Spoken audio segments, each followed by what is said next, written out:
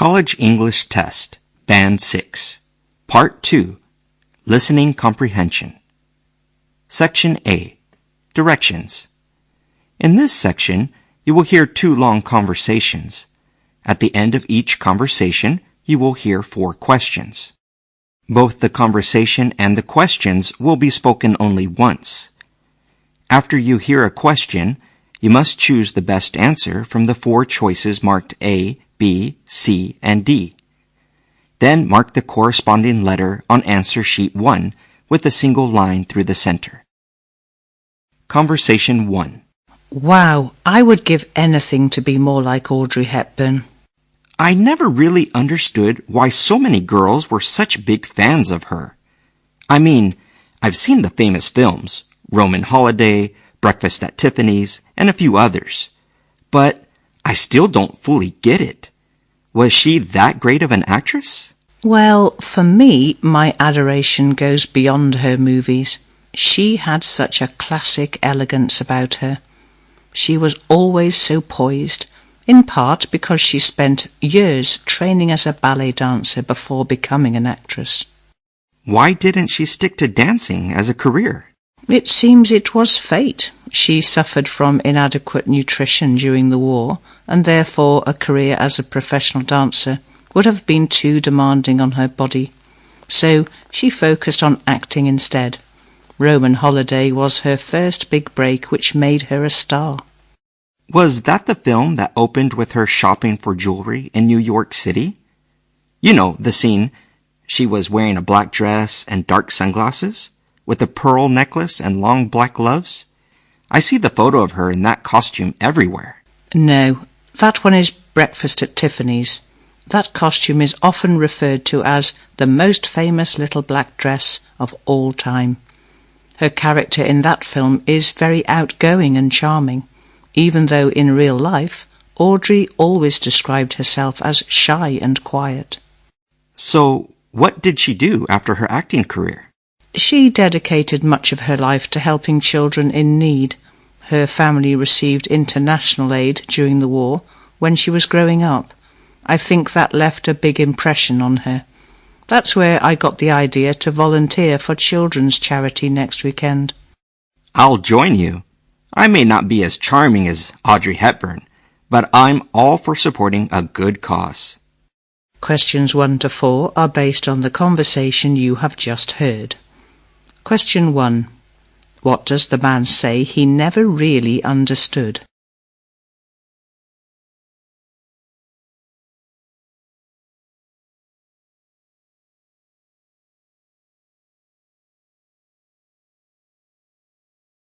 Question 2. What prevented Audrey Hepburn from becoming a professional dancer?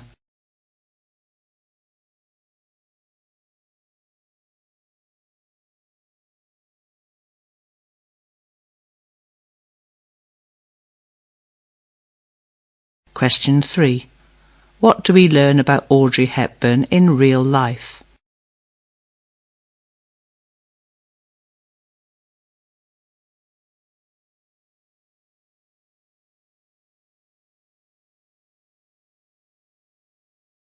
Question 4. Why did Audrey Hepburn devote much of her life to charity after her acting career?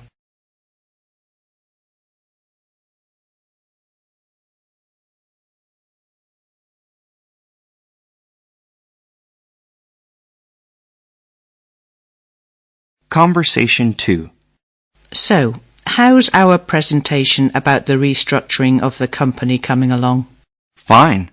I'm putting the finishing touches to it now, but we'll have to be prepared for questions. Yes, there's already a feeling that this is a top-down change. We really need to get everyone on board. Well, there's been an extensive consultation period. I know, but there's always the feeling that if it isn't broke, don't fix it. People are worried about their jobs, too. I think we need to stress that while there will be some job changes, there won't be anyone getting dismissed. In fact, we're looking to take on more staff. Agreed. You can hardly blame people for worrying, though. We need to make it clear that it's not just change for change's sake. In other words, We really must make the case for why we are doing it. So, what's the outline of the presentation? I'll start with a brief review of the reasons for the change, that we really need to make a clean break to restart growth. After that, I'll outline the new company structures and who's going where. Then I'll hand it over to you to discuss the timeline and summarize, and we'll take questions together at the end. Anything else? Oh, yeah. We should let the staff know the channels of communication, who they can contact or direct questions to about these changes. Yes, and we can collect some frequently asked questions and present some general answers. And we'll make the presentation and the questions available via the company's own computer network, right? Yes, we'll make a page on the network where staff can download all the details. All right. Perhaps we should do a practice run of the presentation first. You bet. Questions 5 to 8 are based on the conversation you have just heard. Question 5. What is the man going to do?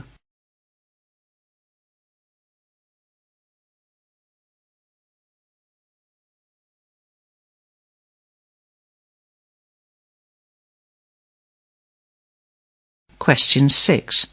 What does the man say about the restructuring?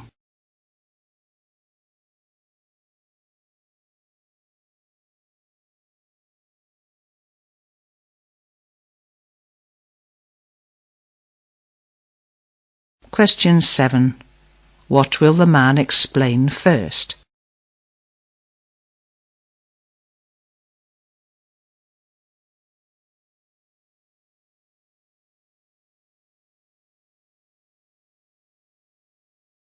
Question 8.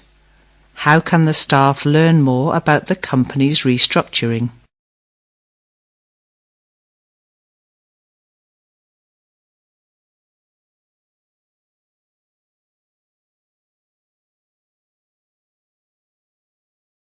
Section B.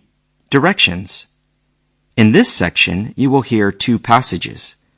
At the end of each passage, you will hear 3 or 4 questions. Both the passage and the questions will be spoken only once.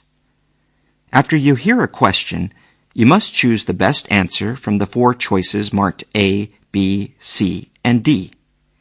Then mark the corresponding letter on answer sheet 1 with a single line through the center. Passage 1. Airline passengers have to deal with a lot these days, getting bumped from flights and losing luggage, on top of the general anxiety that nervous passengers always feel. At the Cincinnati, Northern Kentucky International Airport, miniature horses deliver a calming force 2 times a month. Denver and Ruby are 2 of the 34 therapy horses brought in from a local farm. They can usually be found in the ticket counter area, interacting with travellers. More than 30 airports across the country now have therapy dogs. San Francisco has a therapy pig. San Jose, California, began a dog program after the terrorist attacks of September the 11th. Since its beginning, the program has now grown and has 21 therapy dogs and a therapy cat. The animals don't get startled. They have had hundreds of hours of airport training, so they are used to having luggage and people crowding around them. These professional animals are probably better at finding their way in the airports than the most frequent of travellers. The passengers often say that seeing animals makes them feel much better and helps them to calm down before a flight. This little bit of support can sometimes make a big difference. Some passengers enjoy the animals so much that they call the airport to schedule flights around their visits. Visits to nursing homes and schools are also a regular part of the horse's schedule. Their owner is already working on a new idea for a therapy animal, donkeys. Questions 9 to 11 are based on the passage you have just heard. Question 9.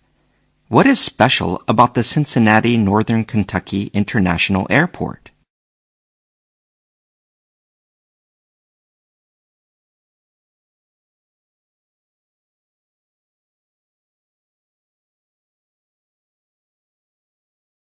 Question 10. What are the trained animals probably capable of doing in an airport?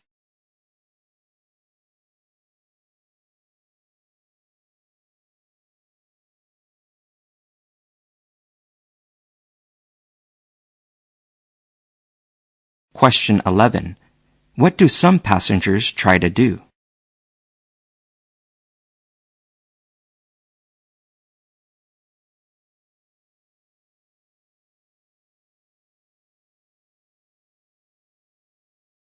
Passage 2. Hello, viewers. Today, I'm standing at a 2,000-year-old Roman-era site. Here, the brightly colored scenes that once decorated a mansion are being dug up.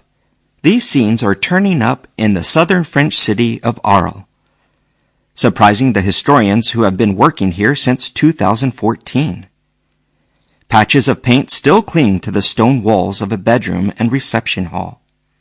Some of these painted walls are preserved in places to a height of 1 meter.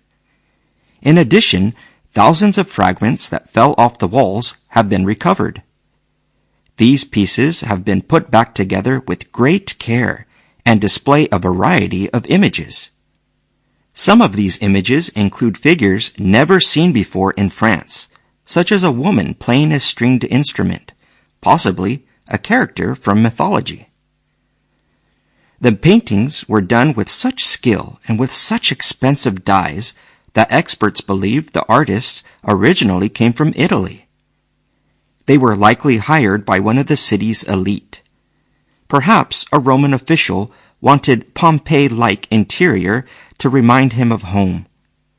He was probably stationed in this provincial trading port, founded in 46 BC, as a colony for veterans of the Roman army. Or maybe a wealthy local wanted to show off his worldly sophistication.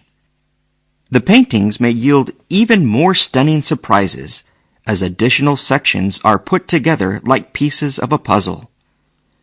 Whoever it was that created such magnificent pieces of art, they surely had no idea that their work would still be around thousands of years later. Questions 12 to 15 are based on the passage you have just heard. Question 12. Where is the speaker standing?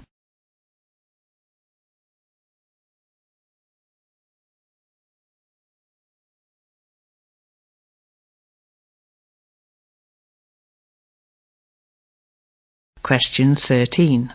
What do the thousands of fragments display when they are put back together?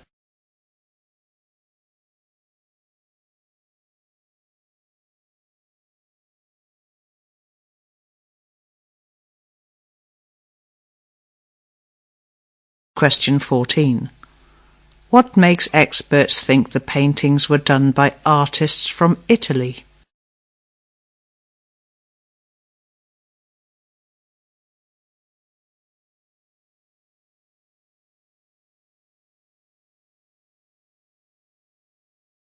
Question 15.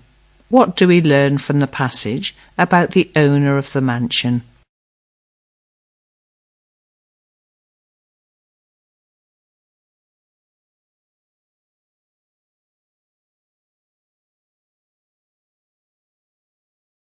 Section C. Directions. In this section, you will hear 3 recordings of lectures or talks, followed by 3 or 4 questions.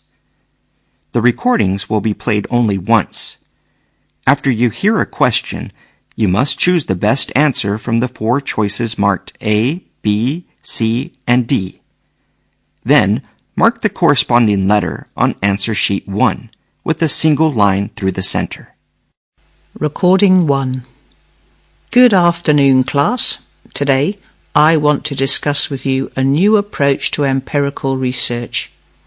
In the past, scientists often worked alone. They were confined to the university or research centre where they worked. Today, though, we are seeing mergers of some of the greatest scientific minds, regardless of their location. There has never been a better time for collaborations with foreign scientists. In fact, the European Union is taking the lead. Spurred on by funding policies, half of European research articles had international co-authors in 2007. This is more than twice the level of 2 decades ago. The European Union's level of international co-authorship is about twice that of the United States, Japan, and India. Even so, the levels in these countries are also rising. This is a sign of the continued allure of creating scientific coalitions across borders. Andras Schubert, a researcher at the Institute for Science Policy Research, says that the rise in collaboration is partly out of necessity. This necessity comes with the rise of big science. Many scientific endeavours have become more complicated. These new complications require the money and labour of many nations. But, he says, collaborations have also emerged because of increased possibilities.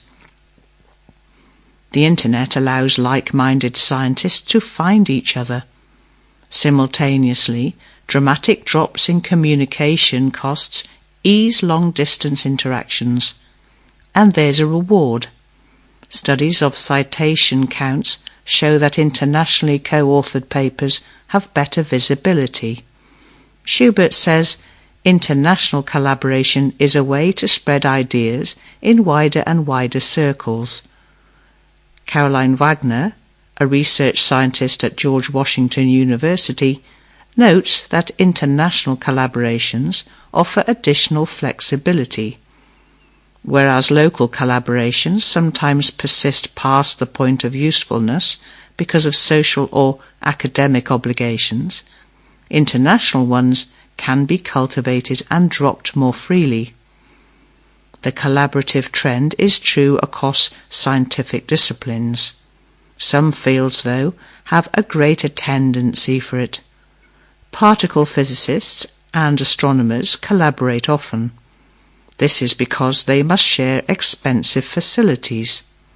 Mathematicians, by contrast, tend historically towards solitude. As a consequence, they lag behind other disciplines. However, Wagner says partnerships are rising there too. The level of collaboration also varies from country to country. There are historical and political reasons as to why collaborations emerge, says Wagner. This rise is also apparently boosted by policies embedded in European framework funding schemes. These policies underlie funding requirements that often require teamwork. Questions 16 to 18 are based on the recording you have just heard. Question 16. What do we learn about the research funding policies in the European Union?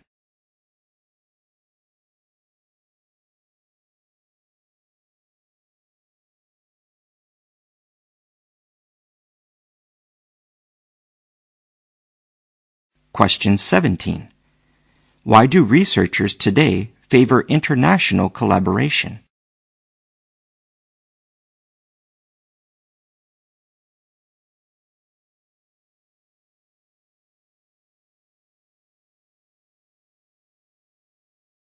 Question 18. What do we learn about the field of mathematics?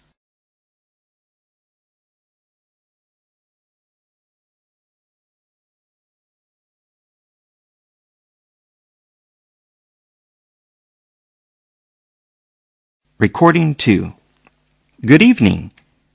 In 1959, on the day that I was born, a headline in Life magazine proclaimed, "Target Venus. There may be life there." It told of how scientists rode a balloon to an altitude of 80,000 feet to make telescope observations of Venus's atmosphere, and how their discovery of water raised hopes that there could be living things there. As a kid, I thrilled to tales of adventure in Isaac Asimov's juvenile science fiction novel Lucky Star and the Oceans of Venus. For many of my peers, though, Venus quickly lost its romance. The very first thing that scientists discovered with a mission to another planet was that Venus was not at all the earthly paradise that fiction had portrayed. It is nearly identical to our own planet in bulk properties such as mass, density, and size, but its surface has been cooked and dried by an ocean of carbon dioxide. Trapped in the burning death grip of a runaway greenhouse effect, Venus has long been held up as a cautionary tale for everything that could go wrong on a planet like Earth.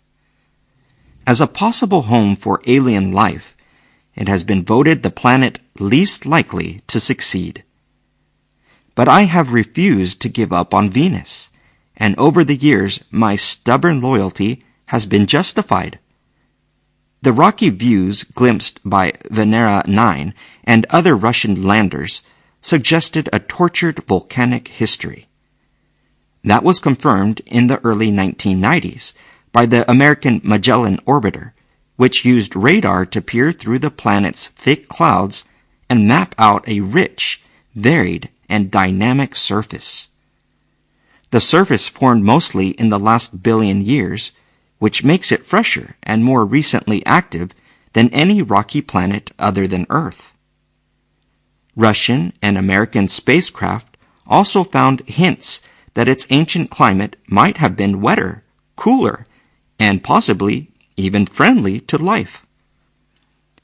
Measurements of density and composition imply that Venus originally formed out of basically the same stuff as Earth. That presumably included much more water than the tiny trace we find blowing in the thick air today. Thus, our picture of Venus at around the time life was getting started on Earth is one of warm oceans, probably rich with organic molecules, splashing around rocky shores and volcanic vents. The sun was considerably less bright back then, so Venus was arguably a cozier habitat for life than Earth. Questions 19 to 21 are based on the recording you have just heard. Question 19. What do we learn from the Life magazine article?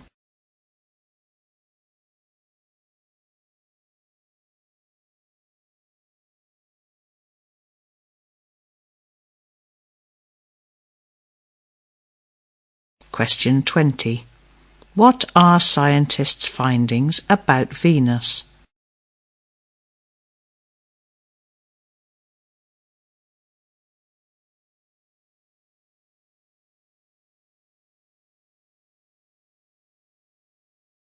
Question 21. What information did Russian and American space probes provide about Venus?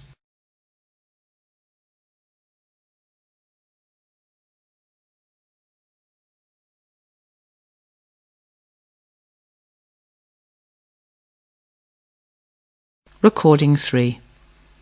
I'm a psychology professor at the University of British Columbia. I specialise in cultural psychology, examining similarities and differences between East Asians and North Americans. Our research team has been looking at cultural differences in self-enhancing motivations, how people have positive feelings towards not only themselves, but things connected to themselves. For example, when you own something, you view it as more valuable than when you don't own it. It's called the endowment effect. The strength of that effect is stronger in Western cultures than in East Asian cultures. So we've been looking at other ways of seeing whether this motivation to view oneself positively is shaped by cultural experiences. We've also started to look at how culture shapes sleep.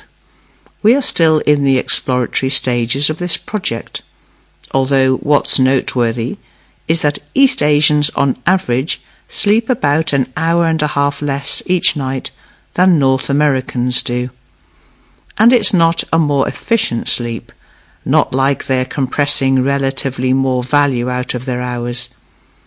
Other studies have found that even infants in East Asia sleep about an hour less than European infants. So we're trying to figure out how culture shapes the way you sleep. Our experiment does not take place in a sleep lab. Instead, we lend people motion detecting watches and they wear them for a week at a time. Whenever they are not having a shower or swimming, they keep it on.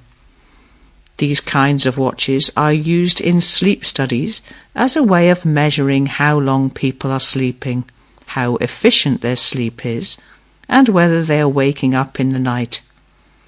Ideally, I'd like to take this into a controlled lab environment. We'll see where the research points us. We usually start off with the more affordable methods, and if everything looks promising, then it'll justify trying to build a sleep lab and study sleep across cultures that way. Why do we study sleep? Sleep is something that has really been an unexplored topic cross-culturally. I'm attracted to it because culture isn't something that only shapes the way our minds operate.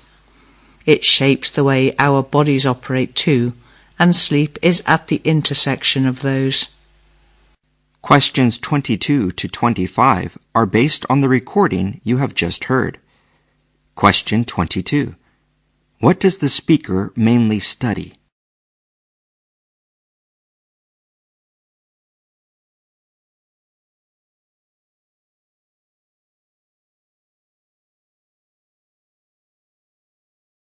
Question 23.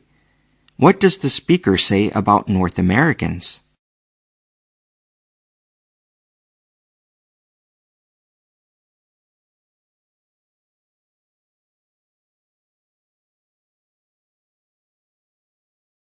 Question 24. How did the speaker conduct the sleep study?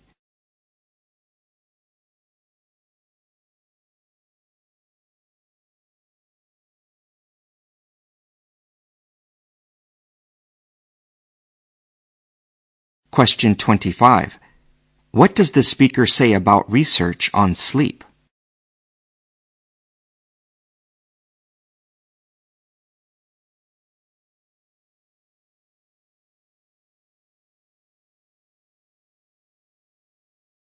This is the end of listening comprehension.